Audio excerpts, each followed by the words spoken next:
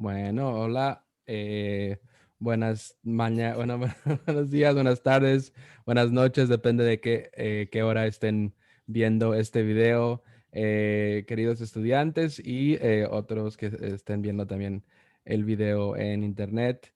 Hoy tenemos el placer, Miguel y yo, de dar la bienvenida a un escritor que ustedes en la clase han tenido la oportunidad de leer, a Rafael Courtois. Y nada, antes de comenzar, nos gustaría a Miguel y a mí leer una pequeña biografía del escritor para que ustedes tengan un poquito más de información sobre este gran escritor. Rafael Courtois está en inglés, chicos, sí. Is a writer, poet, and essayist, member of the Academia Nacional de Letras of Uruguay, corresponding member of the Real Academia Española, translator and professor of literary theory. He has won various international prizes for his verse collections and his novels.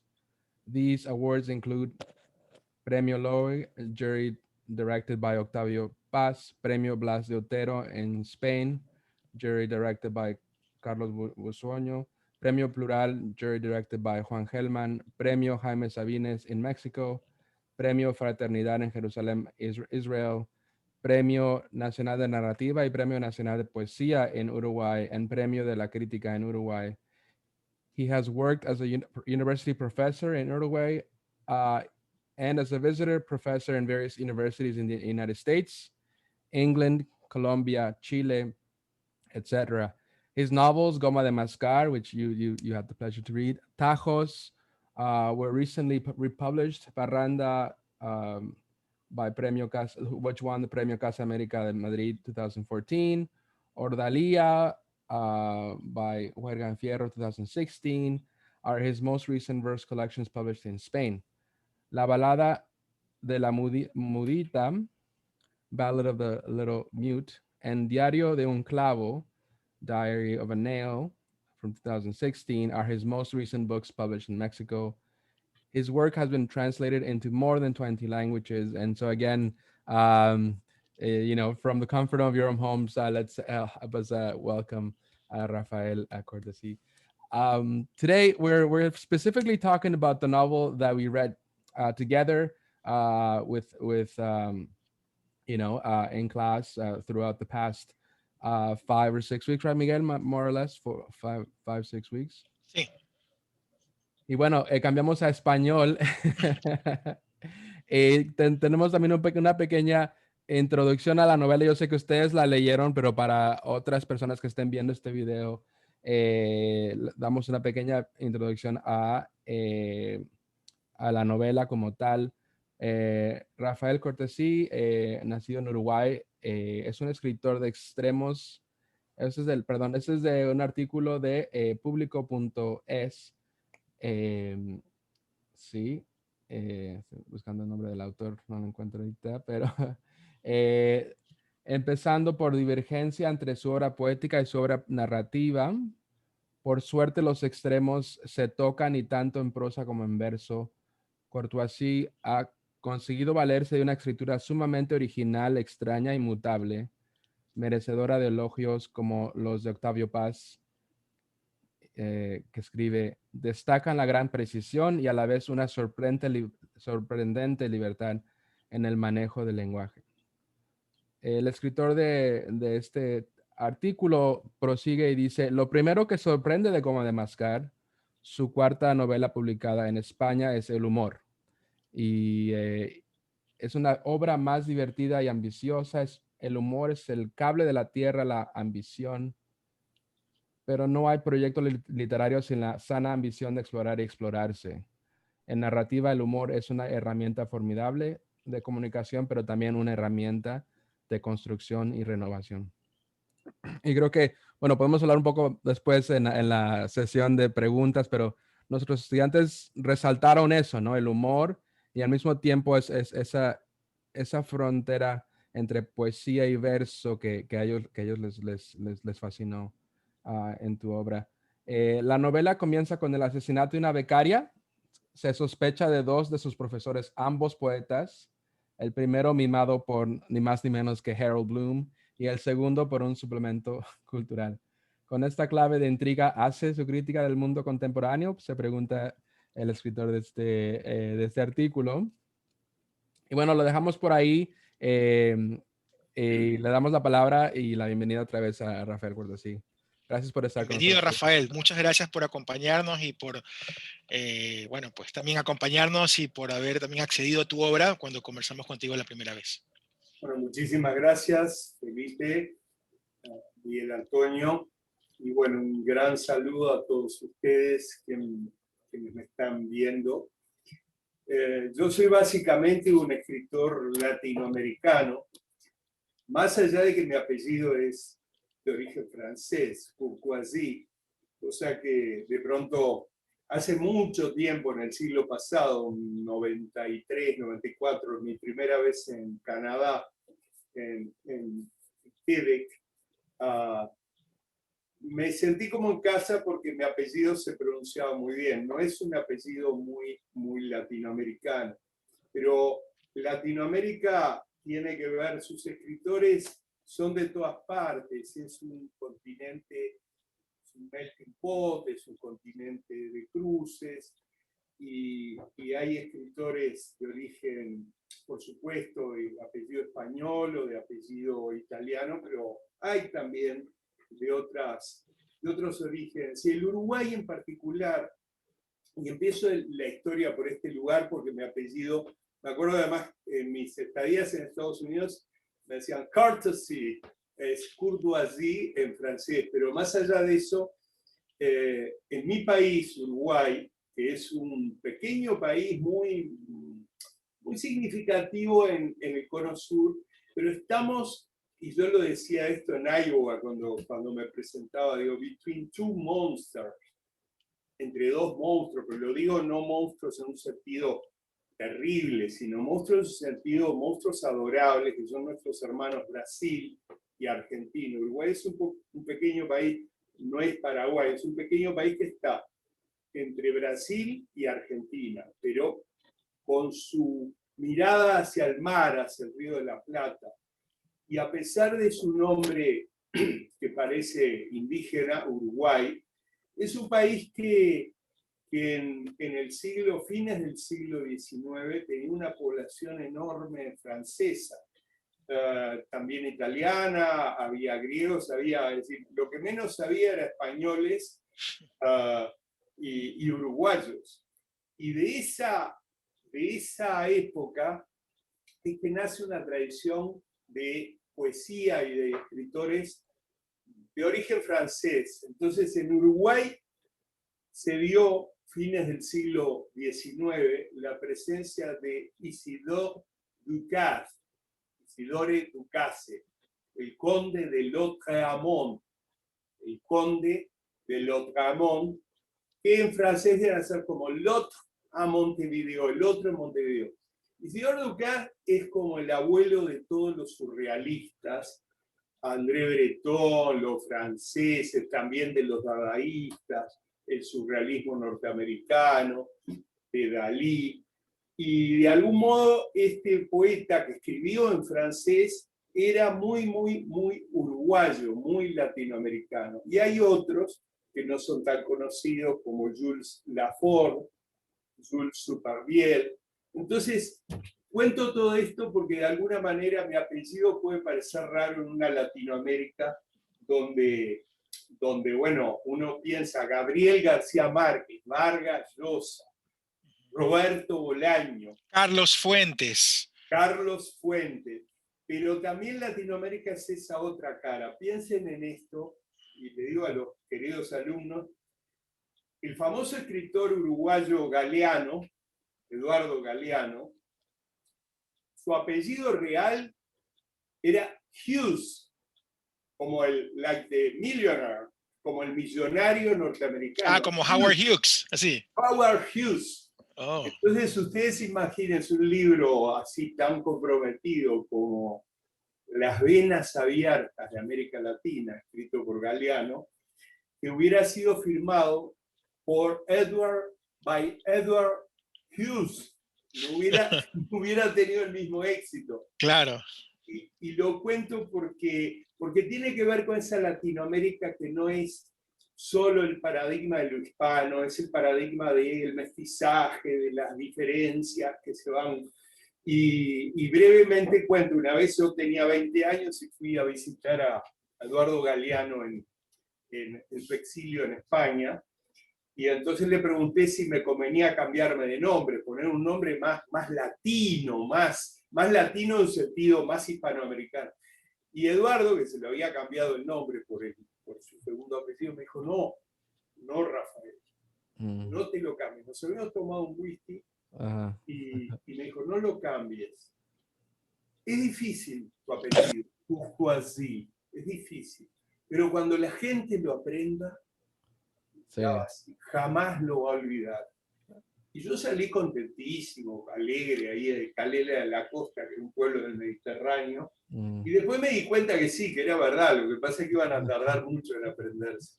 Pero todo esto para contar que soy un escritor muy latinoamericano, que desde muy temprano tuve la enorme suerte y la vocación también de poder viajar por el mundo, pero empecé por Latinoamérica, empecé por viajar a Colombia, empecé por viajar a México. Para mí México fue un descubrimiento, fue un premio que saqué cuando era muy joven, y fui conociendo los distintos países, Ecuador en el 96, 97.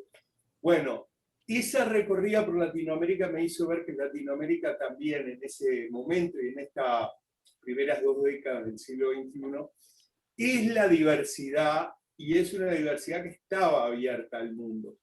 A veces uno piensa los grandes escritores del boom latinoamericano, que eran García Márquez, Vargas Llosa, Clemente. En mi caso, a mí me tocó una época de Global Village, una época de supercomunicaciones, una época donde, bueno, a través de la poesía, a través de la narrativa, pude viajar a Sarajevo, a un congreso, pude viajar a Turquía, Izmir, Anatolia, y por supuesto, lo que hacemos muchos los latinoamericanos, fui a París, la tierra de mis antepasados. Pero yo me siento que soy un escritor latinoamericano, pero que pertenezco a lo que yo llamo la generación de la aldea global, the Global Village Generation. ¿Por qué? Porque en realidad yo sentía cuando en la década del 90, fines del siglo XX, es decir, 98, viajaba por el mundo, yo sentía que tenía mucho común con un escritor norteamericano de mi edad o con un escritor francés, porque hay una generación que ya no es solo Latinoamérica o España, sino que de algún modo es la generación de lo que Marshall McLuhan, que era un teórico que nació en Canadá, pero bueno, ejerció en Estados Unidos y empezó haciendo teoría literaria, pero terminó siendo el gran comunicólogo. Marshall McLuhan planteaba esa contracción del mundo con los medios de comunicación. Y fue una profecía que yo creo que mi generación la vivió de lleno. A partir incluso del 80, ya se venía viviendo antes con la televisión, pero en este momento es instantáneo, en este momento nosotros estamos en una comunicación donde un barrio de Montreal o un barrio de Vancouver es como un barrio de Montevideo y yo puedo tener un amigo y hablar todos los días. Entonces es como una aldea global.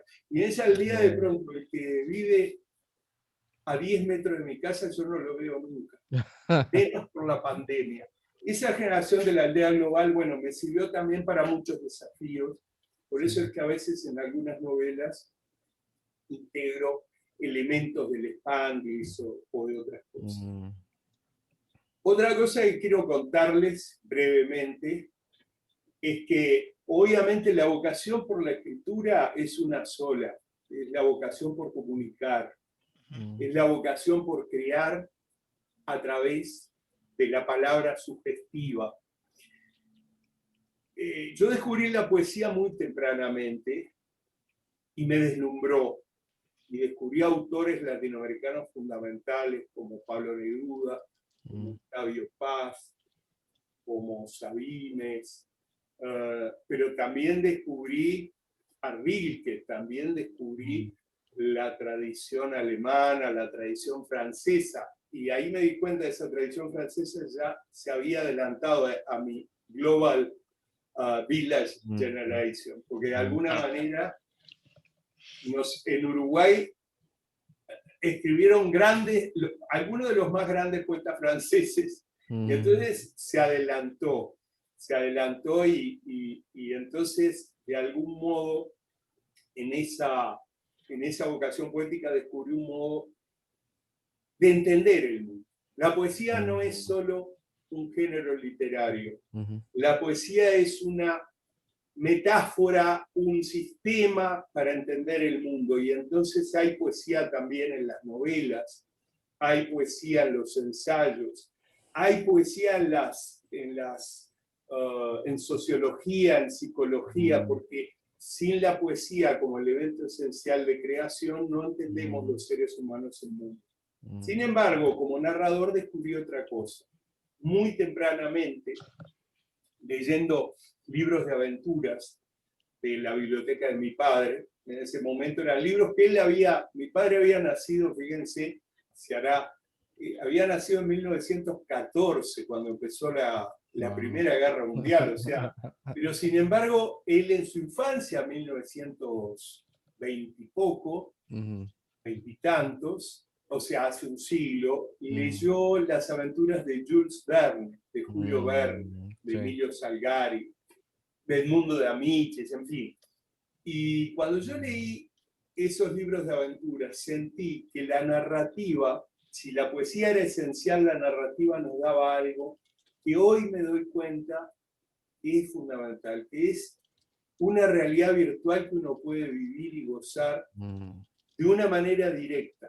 O sea, yo tengo este libro acá, y este libro es un dispositivo de realidad virtual por el cual lo activo con la mirada, son manchas de tinta, de tinta sobre soporte de celulosa, también está la versión ebook, pero más allá de eso, es un aparato de realidad virtual donde yo puedo vivir experiencias y ampliar mi vida sin riesgo. Y eso a mí me pasó con las novelas de aventuras, me pasó con Jack London, me pasó con Julio Verne, white fan de Jack London, digo, para tomar así a alguien del mundo anglosajón, Colmillo Blanco, o The Call of the Wild, el llamado de los salvajes. Yo sentía que estaba en el Klondike. Yo leía en Montevideo, al sur de América del Sur, y sentía que nevaba y que había hielo y que había una fiebre del oro.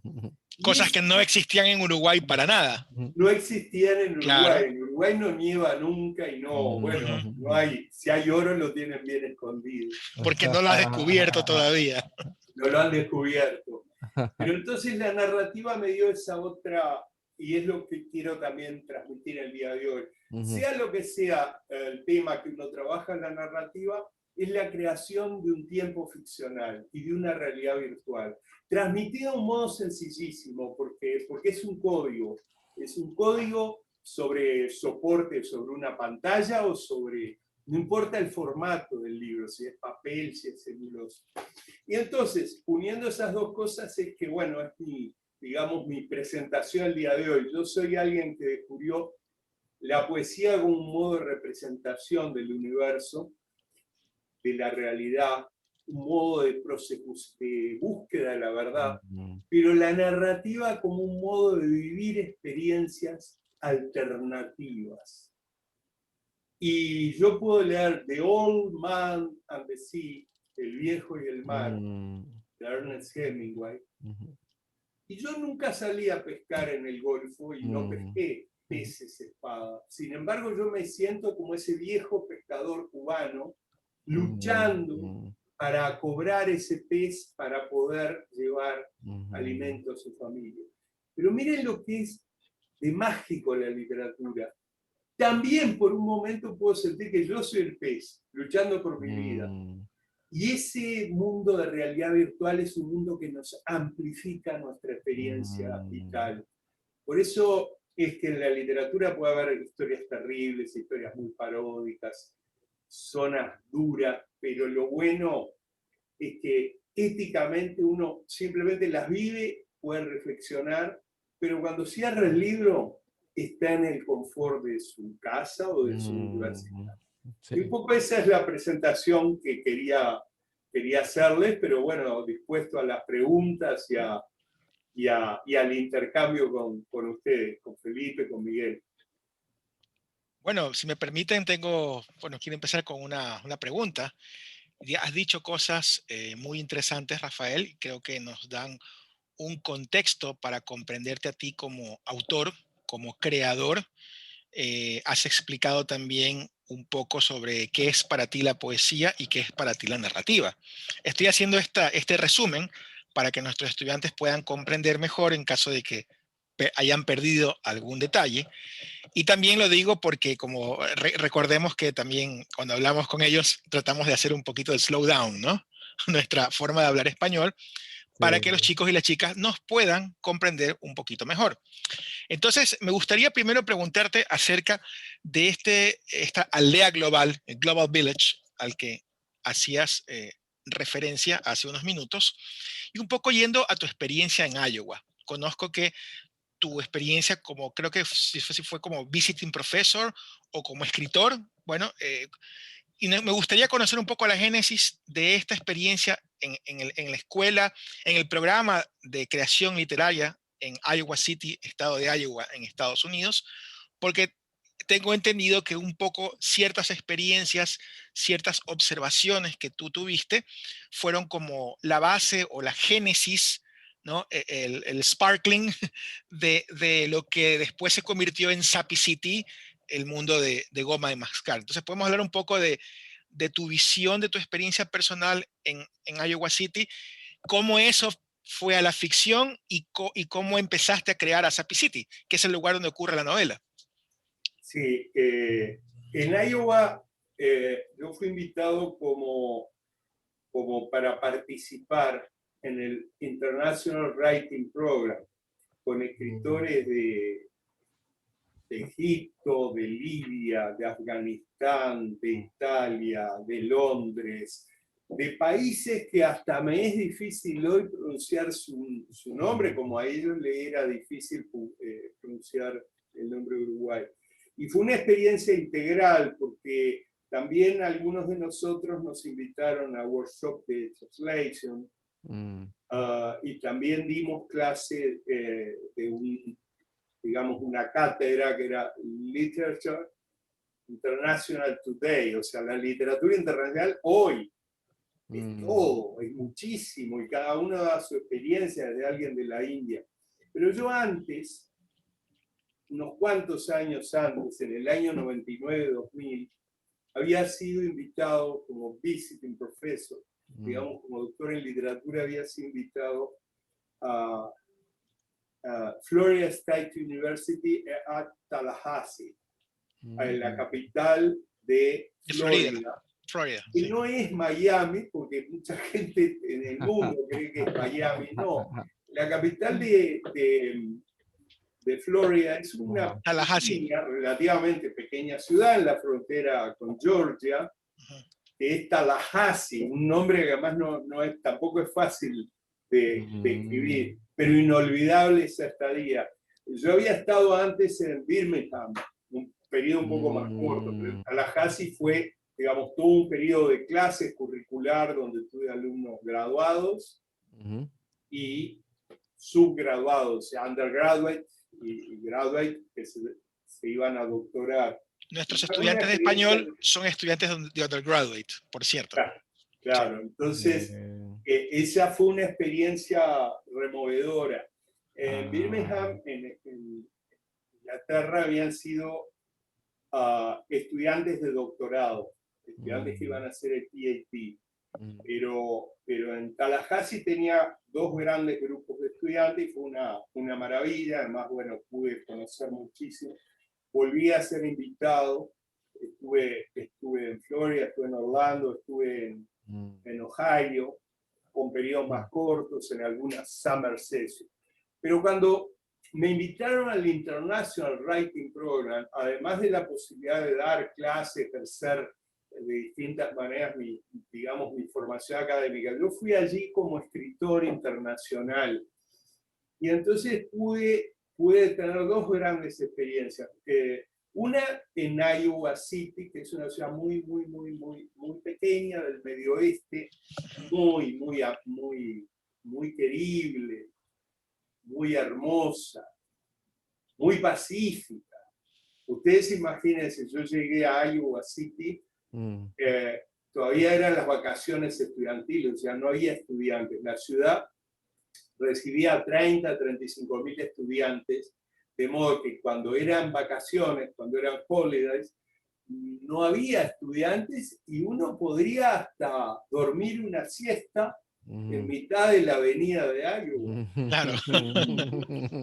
Y mi primer día en Iowa, o mis primeros días, yo iba caminando por la avenida principal de la ciudad estaba no desierta, la ciudad no, sin estudiantes, era una ciudad, digamos, muy tranquila.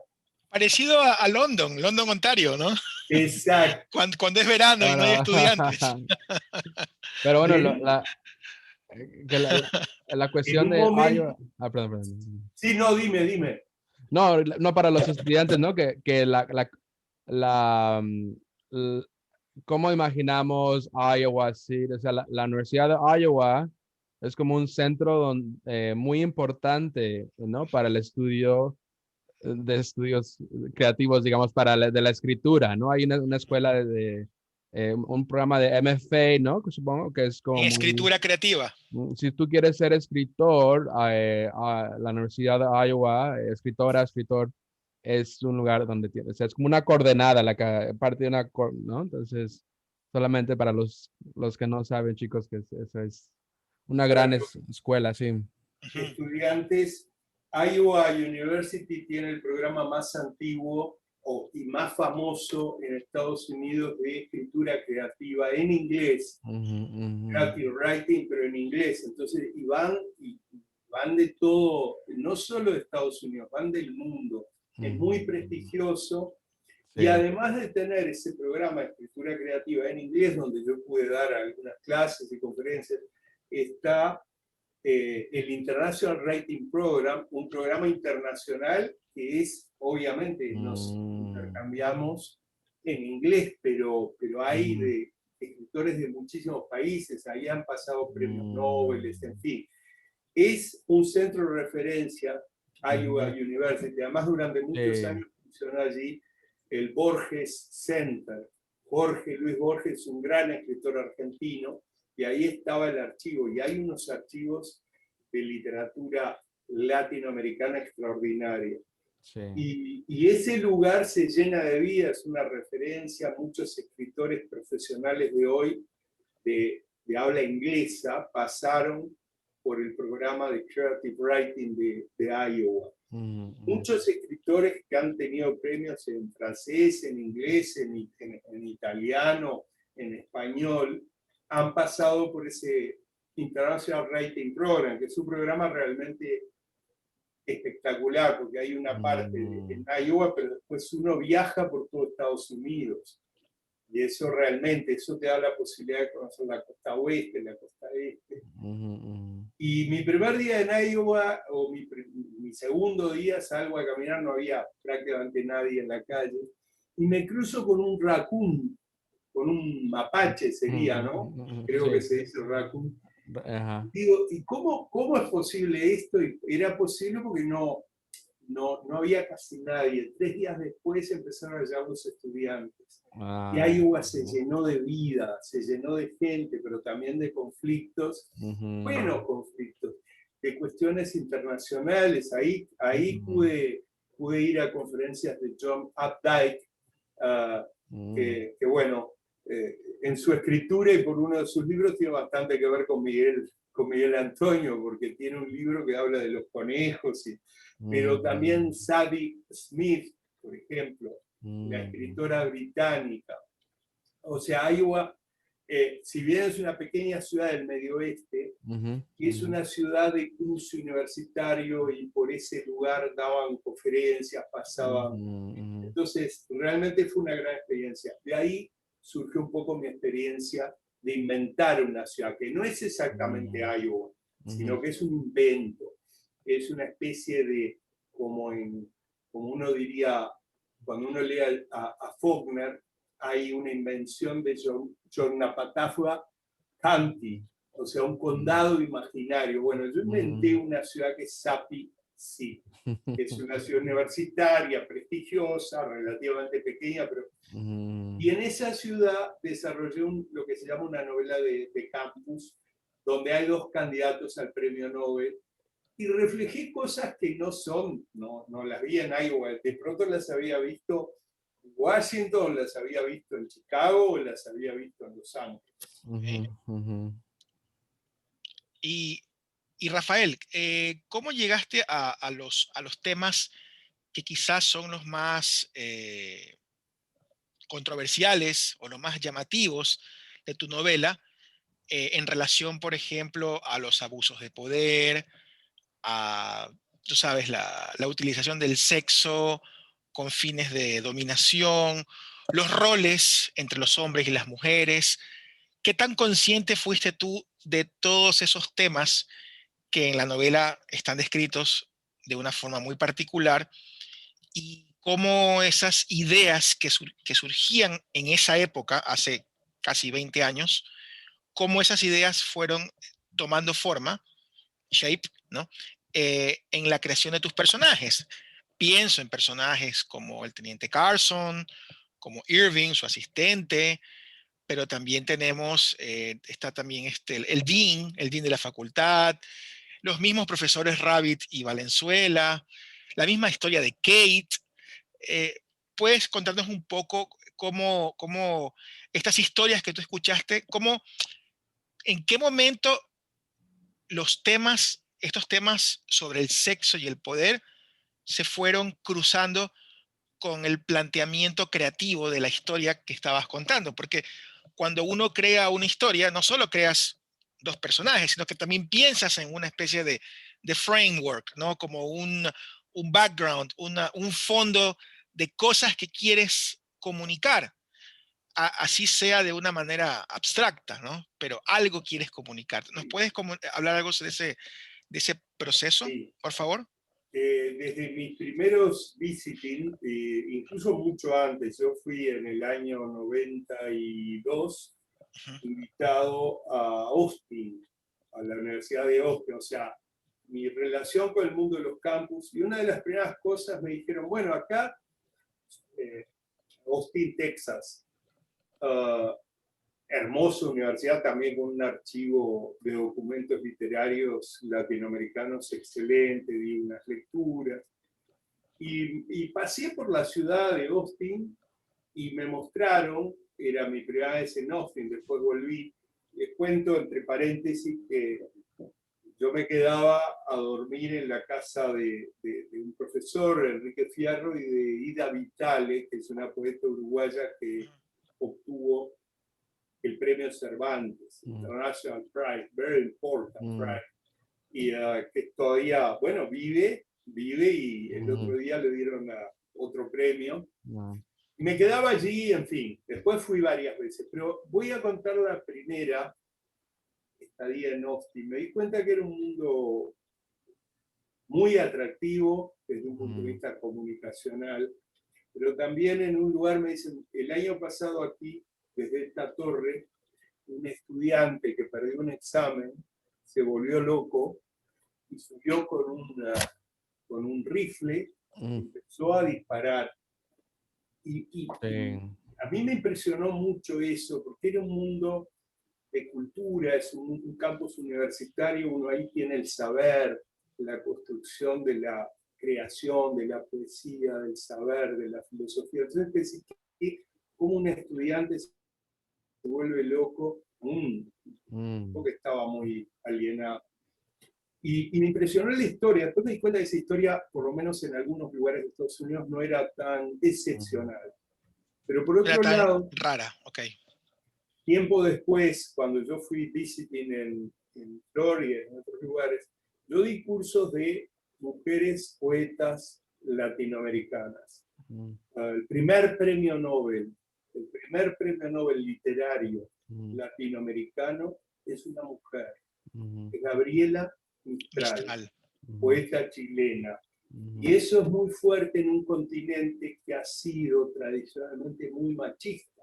Sí. Que es el primer premio grande internacional, que es el premio Nobel, y nada menos que el premio Nobel de Literatura en Poesía, lo obtuvo Gabriela. Y entonces empecé a darme cuenta que hay como una contradicción, porque todas estas cuestiones de género, de gender studies, de estudios de género, tienen como un doble estándar.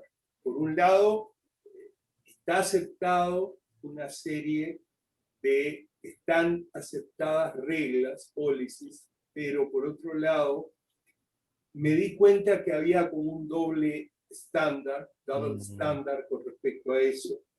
Y me di cuenta también que uno podía o hacer una gran ponencia reflexiva, un paper, o también se podía tomar por el lugar del humor.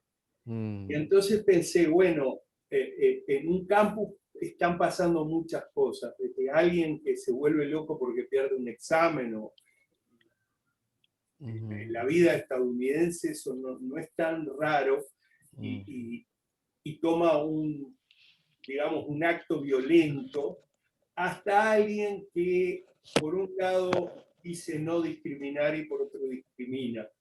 Yo creo que esos elementos que me causaban tensión y molestia, traté de plasmarlos con aventuras, con una historia policial y también con una construcción del poder simbólico de dos candidatos al Nobel, uno de origen ruso, que de alguna manera, como dijo una vez un crítico, es como una especie de parodia de Joseph Brodsky. Joseph Brodsky era un ruso, pero que vivió en el sistema académico norteamericano y fue premio Nobel, un gran poeta. No es Brodsky, se llama Joseph y se llama Rabbit, porque en realidad es Rabitovich, o sea, tiene un nombre ruso, pero bueno. Como cuando los judíos se acortan el apellido y lo hacen más, se acortó más el simple. apellido. Y Sí. el otro es un viejo profesor español, un poco machista. Y a través de la parodia de las cuestiones de humor, a veces humor negro, humor fuerte, yo lo que traté de hacer es como provocar un poco una reflexión sobre ese mundo tan complejo.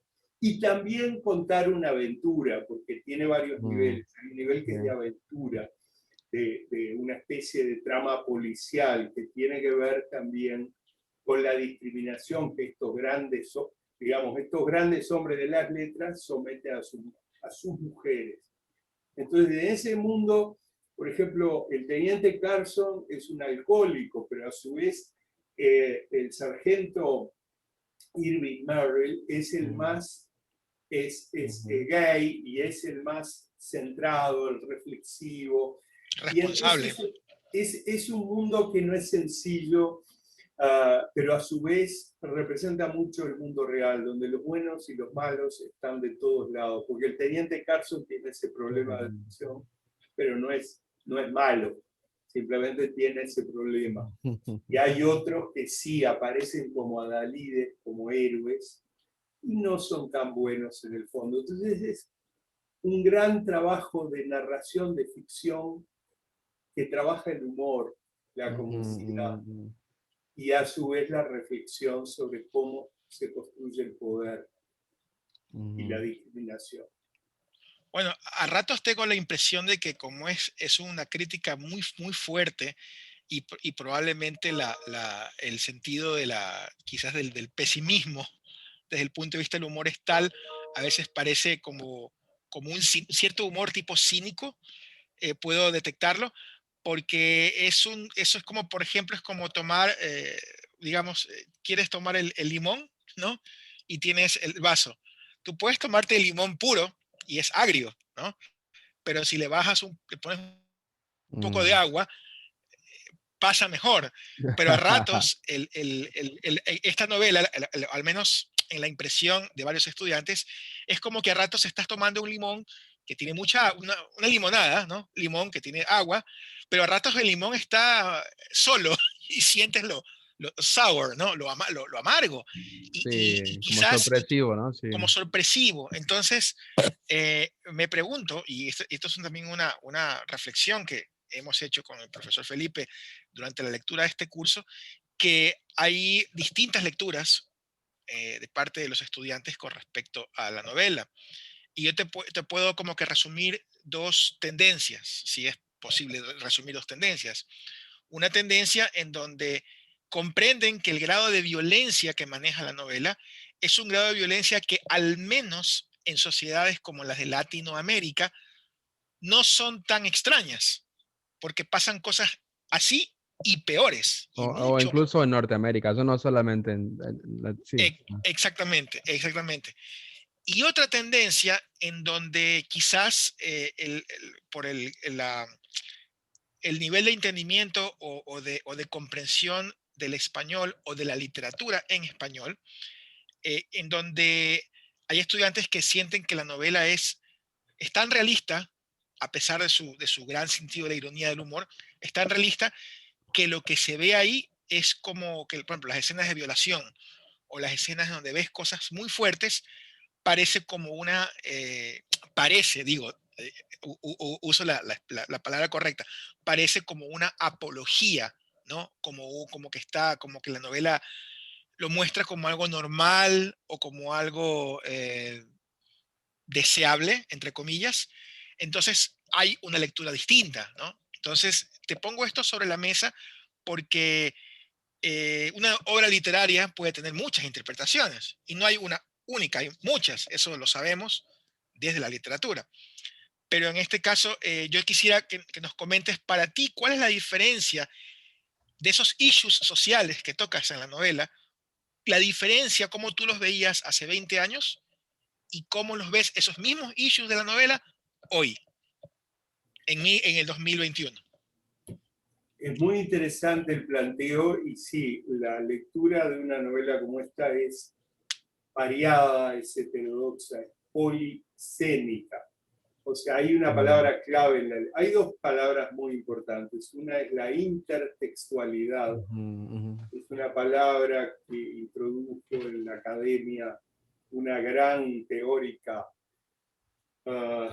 Julia Kristeva, en 1969, y ella a su vez tomó esa idea de la polifonía de un teórico que se llamaba Bakhtin. Pero ¿qué es la intertextualidad? Nosotros, los escritores, los narradores, trabajamos textos que vienen de antes. Es decir, yo pienso que yo escribo en la cultura y en la tradición que me tocó, judeo-cristiana. Entonces pienso, por ejemplo, en los textos bíblicos.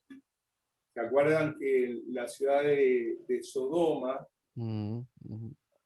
Dios manda un ángel y dice, si hay un justo, si hay 5 justos, salvo la ciudad, y no encuentran 5 justos más. El arcángel, el ángel que manda, los habitantes de Sodoma lo quieren ultrajar.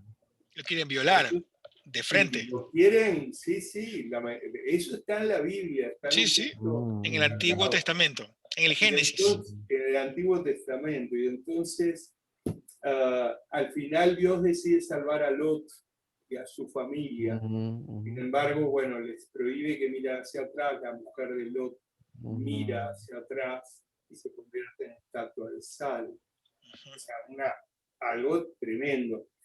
Y después, bueno, no hay hombres y entonces hay un incesto narrado en la Biblia donde las hijas de Lot lo emborrachan para tener descendencia. No voy a ahondar sobre eso. Lo que quiero decir es que cuando uno trabaja la literatura, trabaja los textos que vienen de la Biblia, el Bhagavad Gita, de las cosmogonías, de la Torá, la versión, digamos, judía. Y ahí hay sexo, hay violencia. Y yo lo que creo que esa intertextualidad que plantea Kristeva se puede unir a la polisemia. O sea, una obra literaria siempre tiene muchos varios, semia, sentidos. Sema es sentido, mucho sentido. Por suerte, ninguna obra literaria se agota. El infierno de Dante, ahora se van a cumplir 700 años de la muerte de Dante Alighieri, está repleto de cosas terribles. Y entonces uno las puede tomar literalmente, hasta como una apología, la venganza, el castigo, o la puede tomar como un elemento reflexivo. Sí. Yo trato, o sea, respeto las posibilidades de polisemia. Yo creo que la literatura nunca es cruel, lo que es cruel es la realidad. Vivimos en un mundo, en esta global village, donde uno con internet, y ni siquiera, o sea, con internet común y corriente, si me meto en la deep, en la internet profunda, puedo ver en la deep web, claro.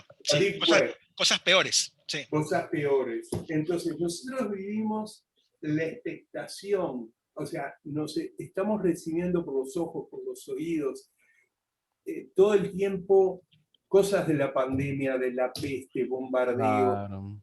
La literatura nunca es cruel en sí, la literatura puede tomar eso y recrearlo, trabajarlo, pero siempre te da la posibilidad de un libro.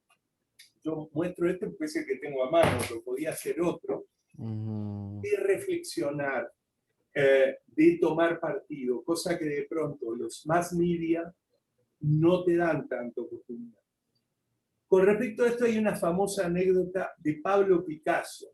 Pablo Picasso, el gran pintor español que había hecho Guernica. Guernica es un cuadro que está en tonos de gris, negro, y que los nazis consideraban una muestra de arte degenerado, porque era como violento, y el Tercer Reich prefería las pinturas clásicas, neoclásicas, equilibradas. Entonces, la anécdota, que no sé si es cierta, dice que un oficial de la SS, de las SS, se encuentra con Pablo Picasso en París, ocupada en la Segunda Guerra. Y entonces los nazis pensaban que ese tipo de cuadros, como el que hacía Picasso, eran terribles. Picasso pintó Guernica después del bombardeo que hizo la Fuerza Aérea Alemana en un pueblo español. Murieron muchísimos, es decir, el bombardeo fue real, y entonces Picasso pintó el cuadro Guernica en conmemoración de eso. O digamos, los que bombardearon habían sido los alemanes. Y Picasso lo que hizo fue cumplir con un mandato y llevar a arte, llevar a ficción, llevar a polisemia. Entonces dice, se estaban tomando una copa y el oficial le dice, usted es el autor de esa barbaridad, de esa brutalidad, de ese arte degenerado que se llama Guernica. Y dicen que Picasso le contestó, no, Guernica no la hice yo.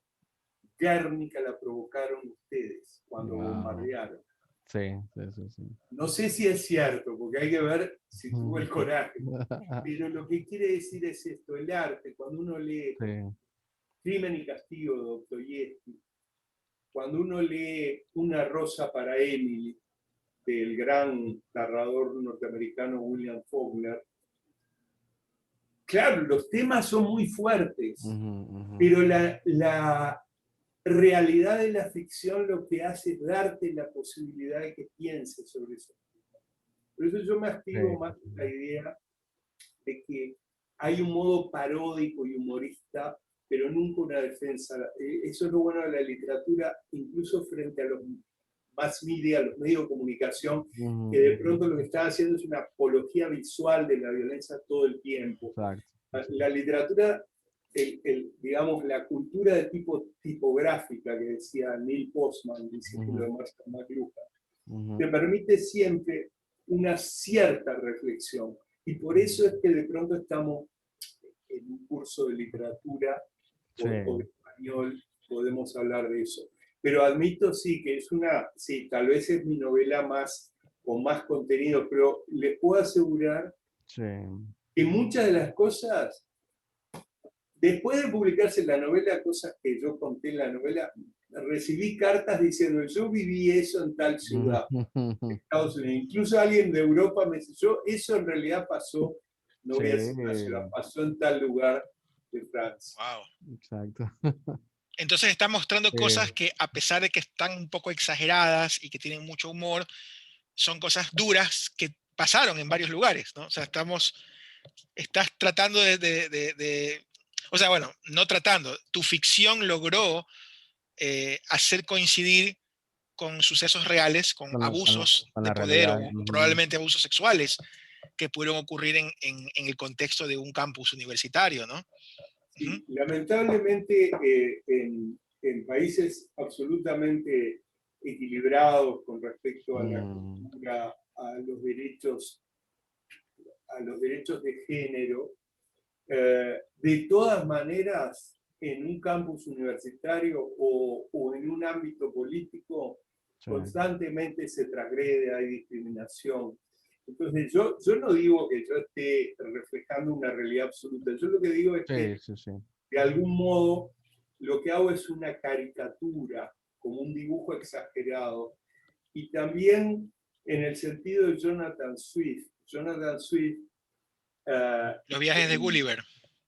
sí, pero después hace algo muy, dice, una modesta, fíjense un ensayo, una modesta proposición para terminar con el hambre en las Islas Británicas. Oh, sí es cruel porque tiene una propuesta cruel, sí. La propuesta es comerse a los niños, y uno lo lee y hasta parece razón. Lo que pasa es que Swift lo hace porque en el fondo hay toda una provocación. Obviamente no estaba proponiendo comer, o sea, a los niños, pero lo que estaba diciendo es que de algún modo en la revolución industrial los niños estaban siendo explotados. Entonces él dice, para terminar con el hambre en el mundo y las Islas Británicas, vamos a comernos a los niños, a exportar su carne. Es horrible. Lo que pasa es que logró una provocación. Yo no me siento Swift, pero sí creo que hay una vocación de parodia que, salvando las enormes distancias, la tuvo Miguel de Cervantes. Cuando Miguel de Cervantes hace el personaje de Quijote y el personaje de Sancho, es una gran caricatura de una España y de una Europa muy cínica, donde incluso él lo que hace una novela de caballería en pleno renacimiento, la novela más renacentista, toma la idea de una novela medieval que es los libros de caballería. Era algo anticuado para esa época. Muy anticuado, lo que pasa es que pone un personaje que es como ridículo, porque el Quijote es ridículo, pero a su vez esa ridiculez le permite a través de él, del Quijote, de Sancho, mostrar una realidad, salvando las distancias. No me comparo de ninguna manera, pero lo que digo es, yo tomo por ejemplo el género policial, hago como una trama, una estructura narrativa policial, que es un género muy popular, y ahí introduzco elementos de poder, de creación de poder simbólico, de prestigio, de double standard, y juego con eso. Porque eso es lo bueno de la literatura, uno puede sonreír. Puesto que el lector siempre tiene derecho, y eso yo lo digo, lo dice Perec, lo dice, el lector tiene derecho a decir esto no me gusta y pasa la página. Cosa que, por ejemplo, en un informativo, en un noticiero, es difícil. Uno puede hacer zapping, pero pasa a otro canal y en esta aldea global de la comunicación tiene la misma escena cruenta y bombardeo en otro canal. En literatura uno puede cerrar el libro y reflexionar y puede volver al libro con otro entusiasmo. Exacto. No sé si Felipe tengas alguna pregunta. De todas estas ideas interesantes que están surgiendo a través de Rafael. Sí, no sé si, bueno, pensando en ese mundo que creaste, ¿no? De Sappy City, este juego entre de los egos de los profesores y qué significa, por ejemplo, no sé si podríamos explicar a los muchachos qué significa, no, este mundo donde, por ejemplo, Harold Bloom, qué qué viene significando, ¿no? Dentro de la narrativa, por ejemplo, para los otros personajes o para, ajá, no sé si, Ahora, porque Sí. Harold Bloom es importante para Rabbit, ajá, ¿no? O ajá, sea, ¿cómo se da, o sea, cuál es tu visión como creador y como también docente universitario sobre estas esferas de poder, de los premios, los reconocimientos, ¿no? Y Sí, bueno, y sobre Bloom, como preguntaba Felipe. sí, en la novela se menciona a Harold Bloom porque Harold Bloom en su canon occidental se atreve a hacer algo que muchos lo quisieran hacer y él lo logra, que es decir, esto es lo bueno de la literatura contemporánea universal y esto no. Le hace un canon y prestigio. ujú, Hay gente que eso no lo acepta, pero Harold Bloom sin duda que es un erudito, es un hombre que además dedicó su vida a la crítica literaria y por supuesto en ese dedicar su vida y leer desde Juan Carlos Sonetti a Carlos Fuentes pasando por Salman Rushdie, tiene una idea de lo que es valioso y de lo que no es valioso en el arte contemporáneo de las letras. Yo lo respeto mucho a Harold Bloom. ujú, Lo que ujú. ocurre es que, imagínense, un buen juicio de Harold Bloom te promueve. Te promueve, si vos sos Sí, un sí, sí, sí, escritor y sí. Harold Bloom habla bien de vos, y eso habla bien de ti, Sí, sí, habla bien sí. de ti, eso te promueve. Claro, Entonces, claro, claro, claro, claro. esos poderes son reales y son tan reales como los poderes políticos. Basta que un Claro. suplemento como Babelia, que es un suplemento de un diario español, o New Yorker, basta que te publique para... Entonces, ese juego de poderes Sí, sí, sí. a veces es tan falible, tan, digamos, tan humano que Claro. y en la novela se juega con eso. Por supuesto, Harold Sí, Bloom sí, para mí sí. es un gran erudito, muy respetable, discutible como todo, pero es como una aparición en New Yorker. Sí, Mañana sí, sí. aparece Felipe Quintanilla en New Yorker y alguien dice es magnífico y bueno, obviamente Ajá. es muy probable que eso le dé un enorme prestigio. Claro, claro, claro. Ahora, a veces, no lo digo por Felipe, esos prestigios son construidos por esferas de poder, Claro. porque eso ocurre en la política, en la sociología, Sí. en la psicología y ocurre en la literatura. Trotro. Ujú. Por suerte, la literatura se puede reír siempre de sí misma, Mm, mm, puede deconstruir eso, como el concepto de Jacques Derrida, la deconstrucción, es decir, reírse es un modo de deconstruir. ujú, ujú. Ok. Bien. Bien. Bueno, muchas gracias. Sí. Miguel, no sé si tengas otra pregunta, o Bueno, solo, bueno, es una pregunta que tiene que ver más, bueno, a ver, tiene que ver con la novela también y tiene que ver también con parte de las lecturas que es casi ineludible en la época en la que vivimos.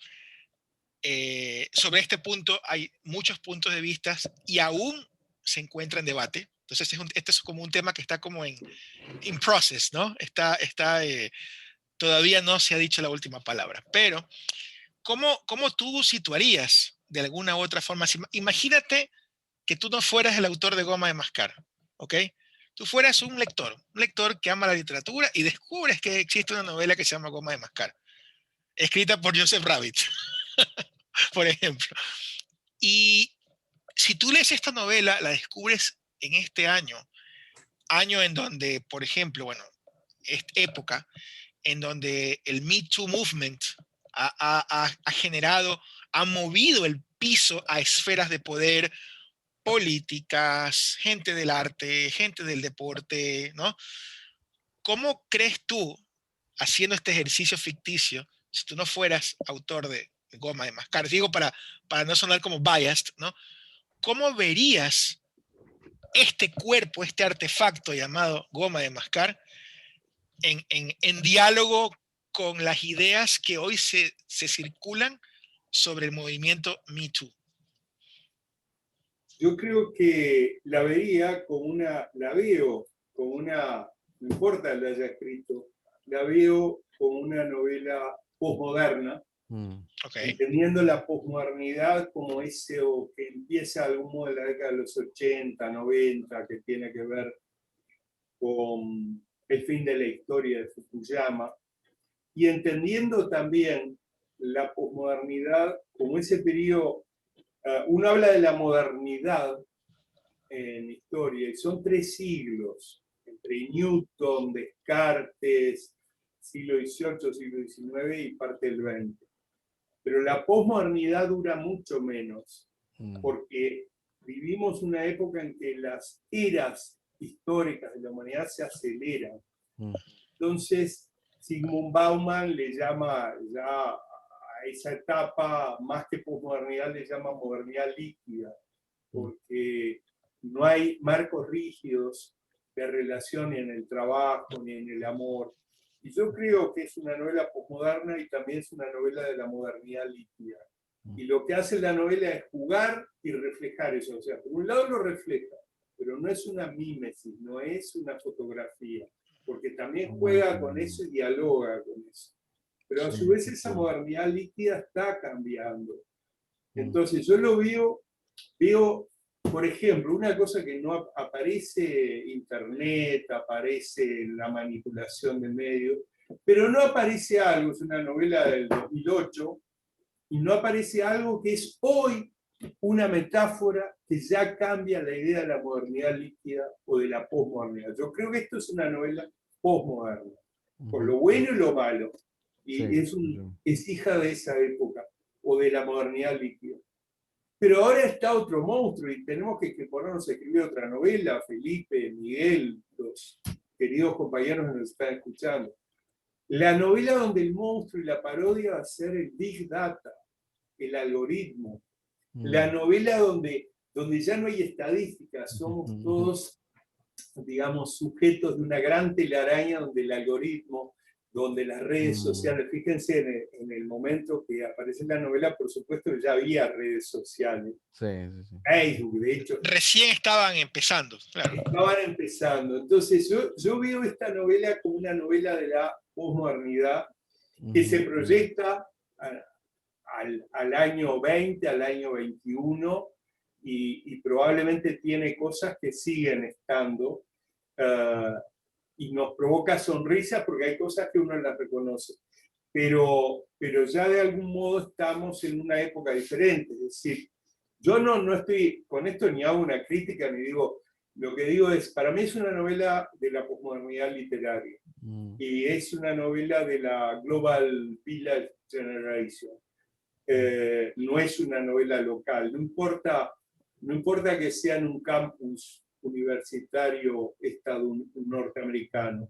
No, eso no importa, porque podía ser un campus inglés. Yo estuve en campus ingleses y David Lodge, que es un autor que ha hecho novelas de campus, sitúa en Inglaterra y también trabaja cosas, y puedo citar muchas otras, pero podría ser un campus tal vez no en la España de los años 90, pero sí en la España de 2020. Entonces lo que quiero decir es que es una novela es más, algunos españoles me decían, hombre, así como hablan español peninsular, hombre, tío, hombre, ¿cómo nos hemos reído de esa americanada? O sea, y en Estados Unidos hay profesores universitarios de inglés, de literatura inglesa, que me decían lo mismo. Me dice, ¿cómo te ríes? ¿Cómo nos reímos de los españoles, de los peninsulares? Porque aparece José Asunción Valenzuela.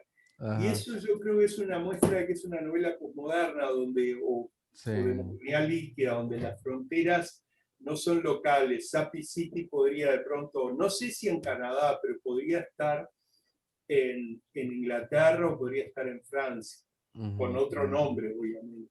Entonces creo que es una novela posmoderna, una novela que es hija de una época, pero a su vez también tiene la trama ética de un teniente que trata de hacer las cosas bien, pero tiene una adicción, y un sargento que moralmente es intachable, que es el que lo guía, y una segregación o discriminación de hombres por las mujeres que los apoyan. Está todo eso allí y yo no tomo partido, eso cada lector tendrá su juicio, Claro, claro. su, digamos, conclusión moral. Sí, sí, sí. Sí, yo siento bueno, que, como pensando en la pregunta de Miguel, ¿no? Como que, y en tu respuesta, ¿no? De que es un tipo de novela postmoderna, con resonancias en diferentes espacios de la aldea global, en la aldea global. Am, pero por otro lado, siento como que en este periodo particular, ¿no? Que del Me Too y todo eso, como que la novela puede cobrar am, como como una fuerza adicional. No sé si como que en este momento precisamente las escenas puedan de alguna manera tener una resonancia más fuerte y algunos estudiantes pueden decir, sí, es que esta es la realidad. ¿No? Esto refleja un poco la violencia y cómo piensan en realidad las personas en el poder o personas los policías o tal, ¿no? Y por otro lado, que es que como también como un fenómeno de este periodo que hay unos estudiantes que de plano dicen, no, no, pues no, eso no, ni siquiera, o sea, como que hay mm, como unas ganas de no ver, ¿no? Como unas ganas de completamente no verlo, no leerlo. Entonces, pero entonces es interesante como lo que dice Miguel, que es una novela que fue escrita en el 2008, 8. ¿cierto? Y vemos que los chicos que la leen hoy, en el 2021, para ellos sigue teniendo una fuerza o incluso una fuerza más grande precisamente por la carga emocional que tiene ahora un tipo de narración que toca estos temas sobre sexualidad y abuso de poder y tal, ¿no? El consentimiento sexual, por ejemplo, Ujú, la forma de las representaciones del género, ¿no? Como tú sabes, ¿no? La forma sexual, cómo se la caracteriza Kate. Entonces, son varios motivos que te digo, esto puede dar para una conversación mucho más larga. El objetivo acá es que los estudiantes logren, de la mano del escritor, tener un punto de vista adicional a la ujú, lectura de la novela. Esto es como un diálogo que es un poco inusual en otro contexto, pero que se da gracias a tu aceptación, a tu participación, por la cual sí, te agradecemos. Y igual sabemos también que estamos en un terreno de estudiantes que están aprendiendo español y que en este caso no son estudios literarios estrictamente hablando, sí, exacto. pero muy probablemente algunos de estos estudiantes decidan estudiar algo relacionado con el estudio de las artes, ¿no? Así como cuando estudias film studies o literary studies o Mm, musical studies, lo que sea, es probable que algún estudiante tenga una curiosidad por estos temas, ¿no?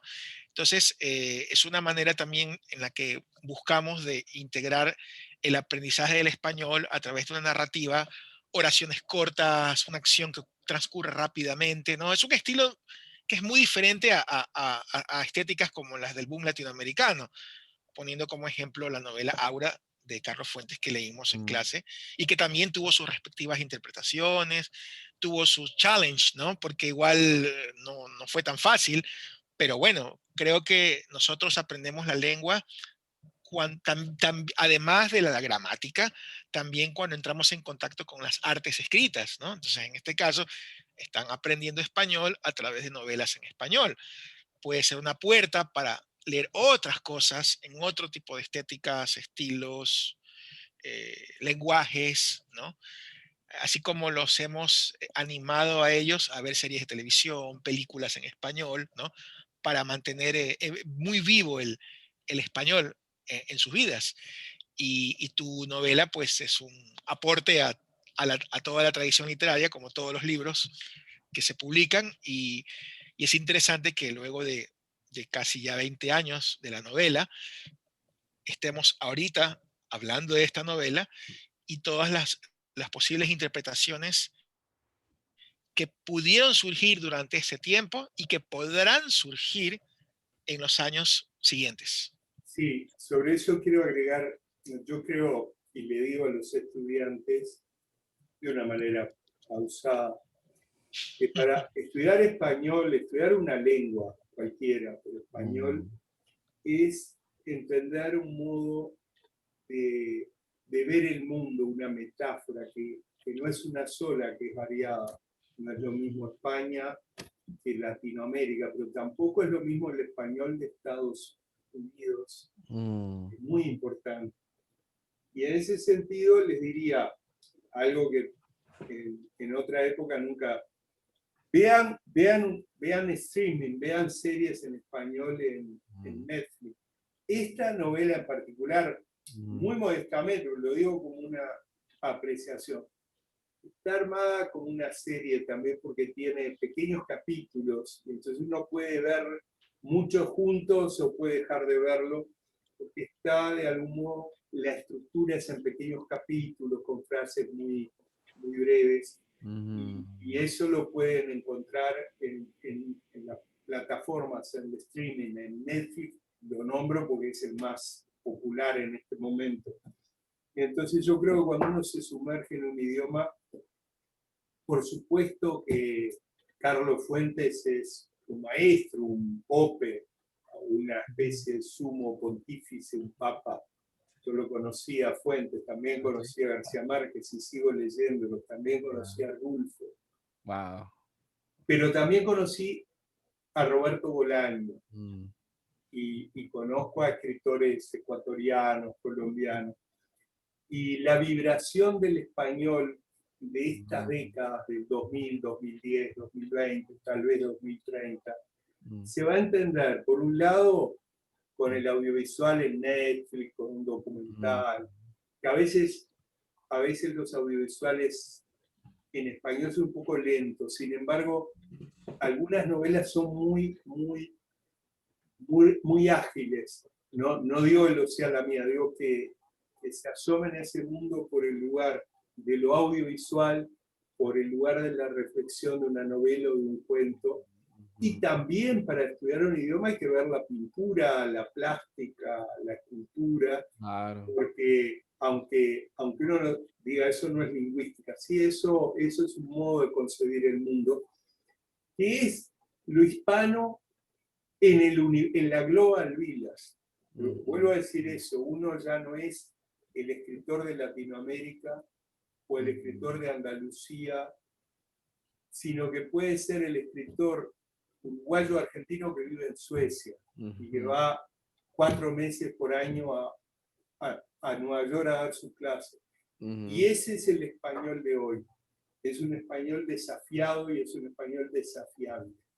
Bueno, me pareció interesante, Rafael, esa reflexión de Sí. que la escritura de tu novela es como o la pensaste como un audiovisual, ¿no?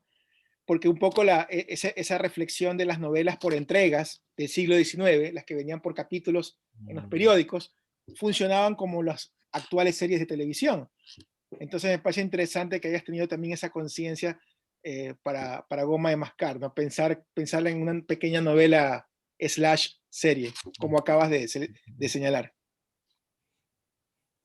Muy bien. Bien, bueno, pues muchas gracias ya, viendo, estamos conscientes del tiempo y bueno, finalmente otra vez muchas gracias Rafael por estar con nosotros y por permitirnos leer tu novela y por esta conversación. Y vamos a pasarles el video a los muchachos para que la vean.